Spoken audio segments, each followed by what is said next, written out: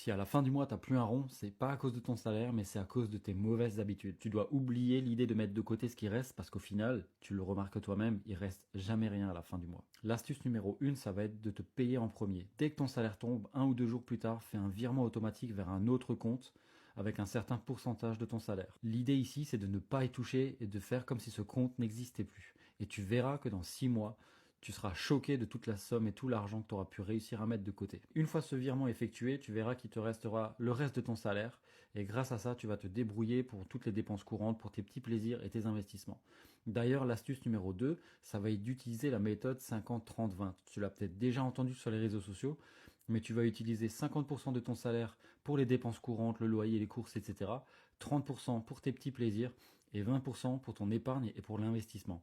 Et c'est comme ça que tu commences à devenir libre financièrement. Le piège ici, c'est d'attendre que tu vas avoir de l'argent pour pouvoir commencer, mais il faut prendre le problème à l'envers et inverser la tendance par commencer à te payer en premier. C'est super important. Et si tu fais ça avec ton argent, tu seras toujours fauché. Et je parie que tu le fais aussi sans même t'en rendre compte. La plupart des gens se trompent complètement sur la gestion de leur argent. Ils vont épargner au hasard sans même savoir combien il leur faut. Ils investissent trop tôt sans avoir de base solide. Et pour finir, ils n'ont aucun fonds de sécurité en place et dès qu'une galère arrive, boum, retour à zéro. Voilà exactement comment gérer ton argent intelligemment. Tu vas tout d'abord sécuriser ton avenir en mettant un fonds de sécurité en place qui va aller de 3 à 6 mois de salaire. Pour les plus frileux, 12 mois. Ce fonds de sécurité, tu vas le mettre en place sur un compte qui te permet d'avoir accès à ton argent rapidement comme un livret A, un livret d'épargne populaire ou un LDD par exemple. L'idée ici, c'est pas obligatoirement d'avoir un énorme rendement sur ton argent, mais qu'il soit le plus disponible possible en cas de besoin. Ensuite, tu vas automatiser ton budget sans même te prendre la tête. 50% pour tes besoins, 30% pour tes envies et 20% pour ton avenir comme l'épargne et l'investissement par exemple. Une fois que tu as mis en place ton fonds de sécurité, tu vas aller investir cet argent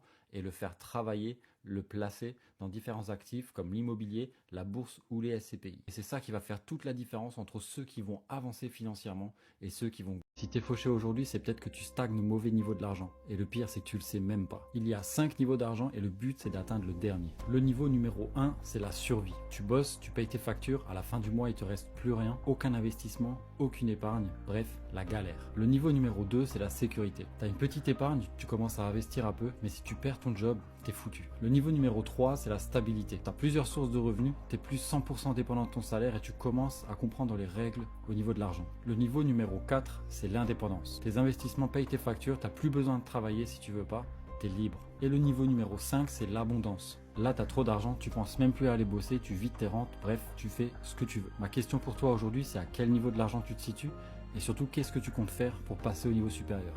Like la vidéo, n'hésite pas à laisser un commentaire et à t'abonner pour la suite.